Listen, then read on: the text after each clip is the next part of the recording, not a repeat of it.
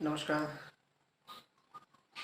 भारतीय दंड संहिता 1860 का अध्याय 17 संपत्ति के विरुद्ध अपराधों से संबंधित है और आज हम देखेंगे भारतीय दंड संहिता की धारा 378 में चोरी के संबंध में क्या प्रावधान है और 383 में एक्सटॉर्शन उद्दापन के संबंध में क्या प्रावधान किया गया है।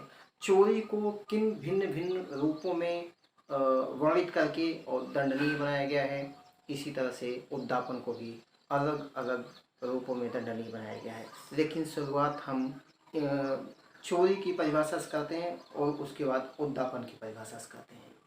भारतीय दंड संहिता 1860 की धारा 378 में चोरी की परिभाषा दी गई है।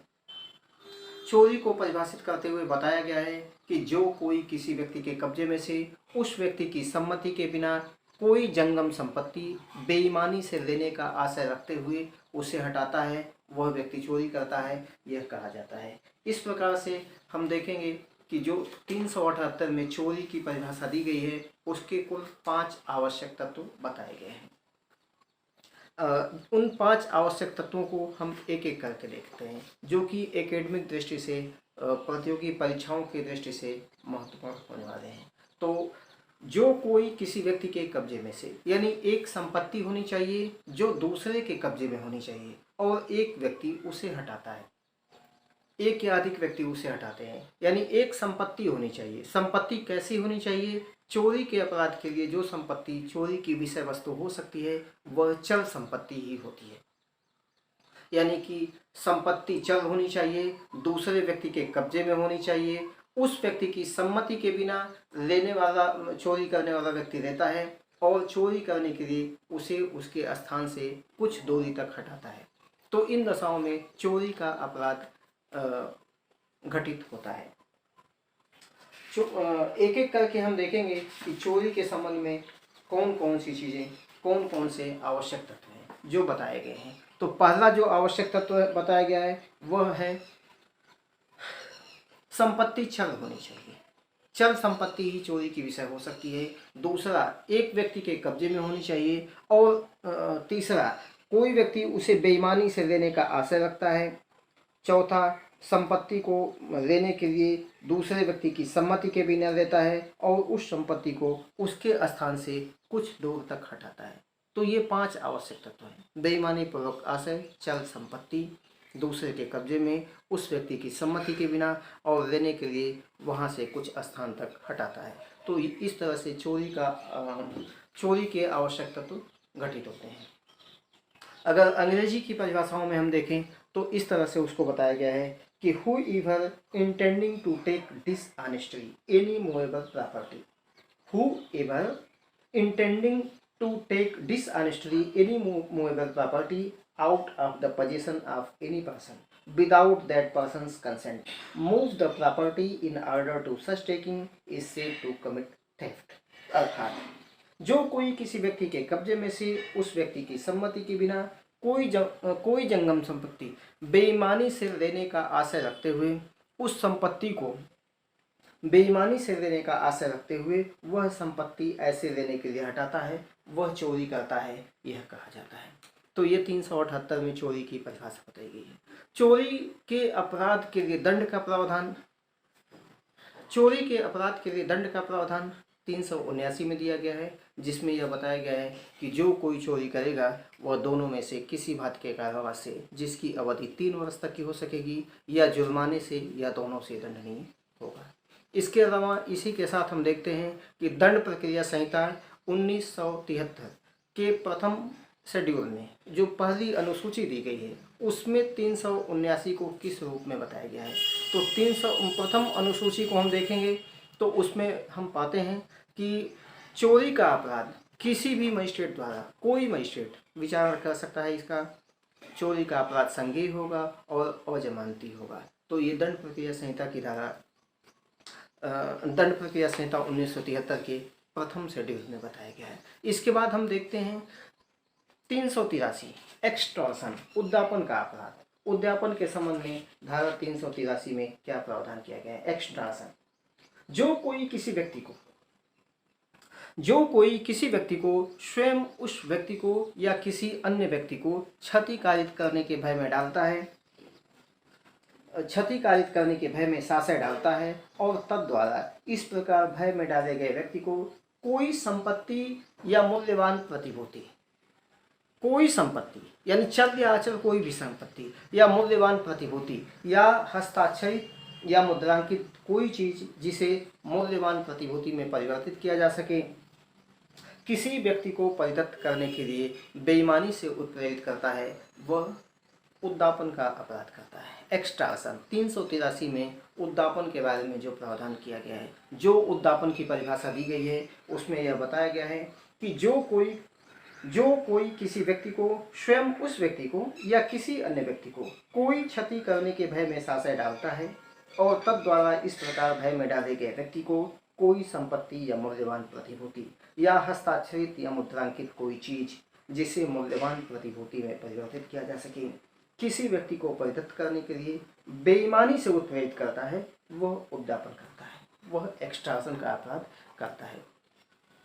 हम एक्सटॉर्शन की डेफिनेशन को इंग्लिश में अगर देखें तो यह बताया गया है कि whoever intentionally puts any person in fear of any injury to that person or to any other person and thereby dishonestly induce the person so put in fear to deliver to any person any property or valuable security or anything signed or sealed which may be converted into a valuable security commits extortion।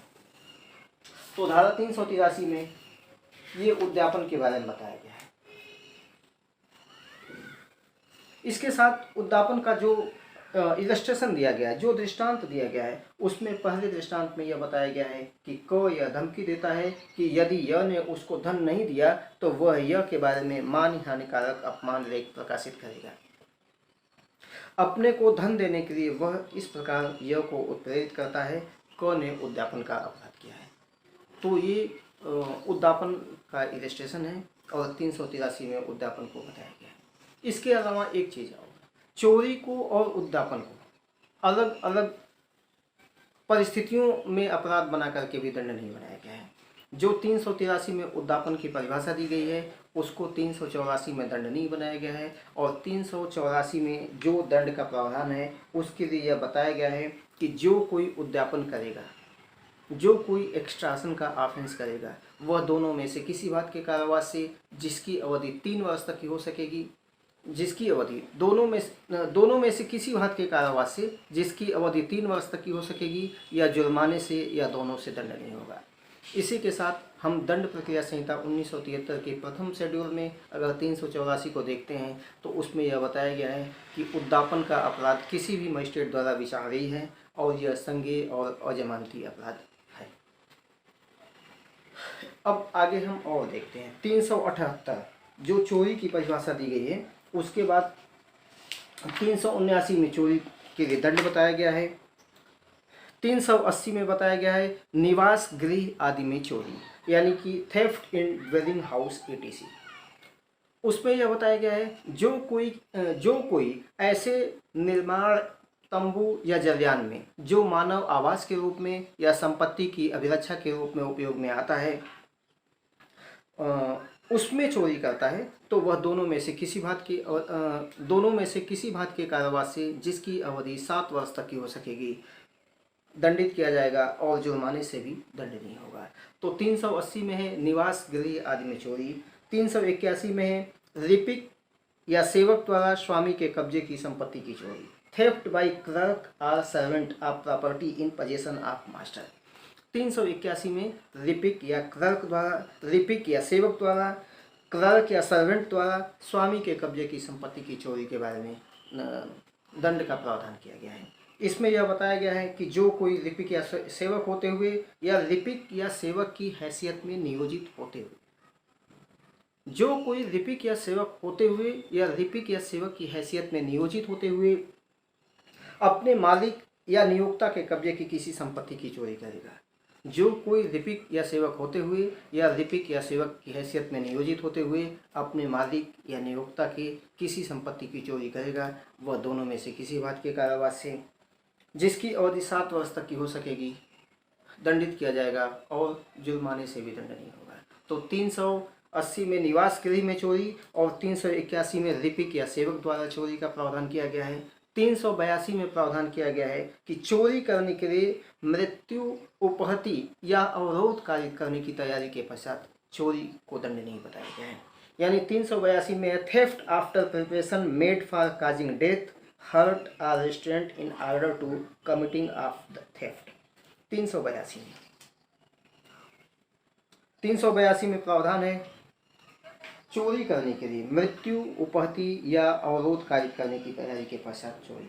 जो कोई चोरी करने के लिए या चोरी करने के पश्चात निकल भागने के लिए या चोरी द्वारा ली गई संपत्ति को रखने के लिए किसी व्यक्ति की मृत्यु या उसे उपहति या उसका अवरोध कार्य करने की या मृत्यु का, उपहति का या अवरोध का भय कार्य करने की तैयारी करके चोरी करेगा, वह कठिन कारावास से जिसकी अवधि 10 वर्ष तक की हो सकेगी दंडित किया जाएगा और जुर्माने से भी दंडनीय होगा। इसके बाद हम देखते हैं उद्यापन। उद्यापन में धारा 386 में उद्यापन को जिस रूप में दंडनीय बनाया गया है उसमें प्रावधान है कि किसी व्यक्ति को मृत्यु या घोर उपहति के भय में डालकर उद्यापन करना। 386 में है किसी व्यक्ति को मृत्यु या घोर उपहति के भय में डालकर उद्यापन का अपराध करना। जो कोई किसी व्यक्ति को स्वयं उसकी या किसी अन्य व्यक्ति की मृत्यु या घोर उपहति के भय में डालकर उद्यापन करेगा, वह दोनों में से किसी बात के कारावास से जिसकी अवधि 10 वर्ष तक की हो सकेगी दंडित किया जाएगा और जुर्माने से भी दंडनीय होगा। उद्यापन के संबंध में एक धारा और भी महत्वपूर्ण है जो धारा 388 है। आजकल जो हम समाचार पत्रों में हनी ट्रैप वगैरह के जो मामले सुनते हैं वो इसी धारा के तहत दंडनीय है। यानी 388 में प्रावधान है कि मृत्यु या आजीवन कारावास आदि से दंडनीय अपराध का अभियोग लगाने की धमकी देकर उद्यापन। Extortion by threat of accusation of an offence punishable with death और इम्प्रिजनमेंट फॉर लाइफ etc। मृत्यु या